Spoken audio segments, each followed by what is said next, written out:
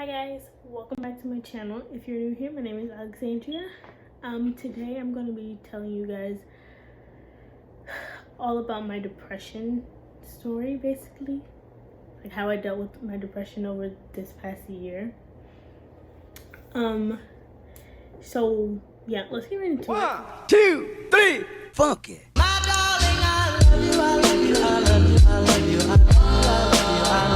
So my depression really started hitting in January of this year. Like, I was super depressed. Wouldn't come out of my room, keep the blinds closed, keep the door closed, cry all the time. All of the time. Like, it was bad. January was like the first time I've actually thought about suicide, which was really scary. Really scary. But for those of you who do know me, my birthday's in February, so going through depression while like special events are going on, it's horrible. Very horrible, because it makes you feel like you don't want to do anything. It's just not great. So my birthday was kind of trashy this year, but let's go back to the roots. So I've always dealt with slight depression my whole life. You know, your girl had daddy issues. Dad wasn't in the picture. I've always been like overweight, as the doctors say. So I've had self-conscious issues with that too. I'm always like, I'm super hairy. So like I get sideburns and they like come in strong. So I used to get bullied for that, bullied for my teeth. Like, your girl had a rough childhood. Really rough. Yeah, so that's kind of where it all started, I would say, but it didn't get super bad until this year, which is, ooh, oh my god. Yeah, so at the beginning of this year, I started feeling like really bad, like horrible, crying all the time, like I said. And I started therapy in March because it was getting like really bad, to the point like I couldn't do nothing. I couldn't get out of bed. Like, this is gonna be embarrassing. Like, I didn't feel like, you know, I better brush my teeth, take a shower. Like, all that was so hard. Y'all don't understand. Like, oh my god, it was so hard. So I started therapy back in March. Yeah, and I started talking to this really cool therapist. She's still my therapist today. She's amazing. I love her. That was going great. And then around June, I want to say the end of June, I got admitted into a mental hospital, which was really scary, but I voluntarily went. I really wanted to go because I didn't feel safe around myself, which is a scary thing. So I told my mom to take me to the hospital. She did. They admitted me to a mental hospital. I didn't stay that long because, one, the hospital was horrible. The nurses were horrible. The mental health techs, they were great. I love them to this day. But the overall hospital was horrible. So I didn't stay long. I stayed like a day or two, which is really bad because I really needed help. But I got out of that. Things were like a little bit better. Not really. I didn't stay that long. So I came back, went through therapy again with the same therapist. Getting a little bit better, and then school came around.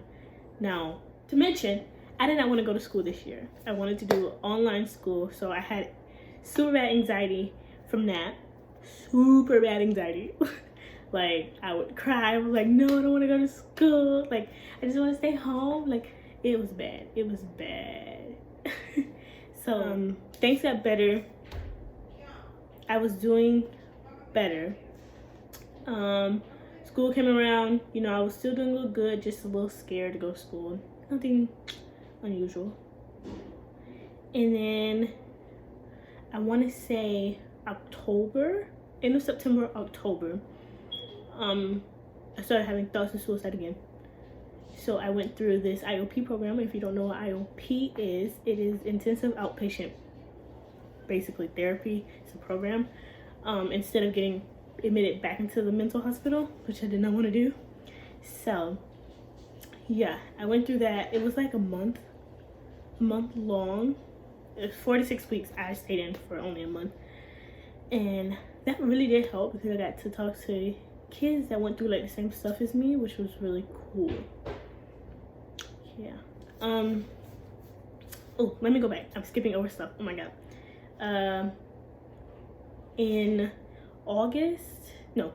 In July, I started self-harming. Now, it was a way to relieve pain, but very temporarily. And it caused me more pain than it relieved. So, I just want to let you guys know, like, my story, but do not self-harm.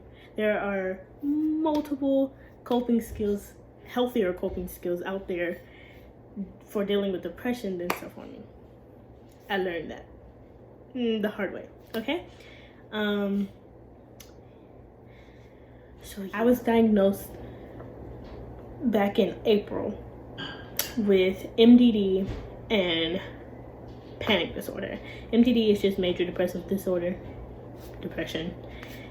And panic disorder is constant panic attacks without acrophoria, which is the fear of going outside. I just had panic attacks.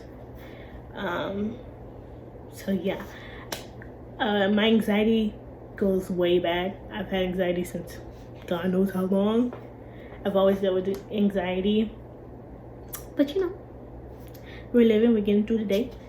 Now I am like, what, 4 months clean of self-harm? Self-harm like 4 months. This is weird. I'm doing better. I'm about to graduate in a little less than 6 months. I use my coping skills. I'm gonna say, if it was not for my therapist and my family, I really don't think I would be here today. Like, for real. For real. Like, I'm being dead serious with you guys. If it wasn't for them and a couple of my friends, can't leave them out. They're helpful too. If it wasn't for them, I wouldn't be seeing 18 in 3 months, in like 2 months from now. So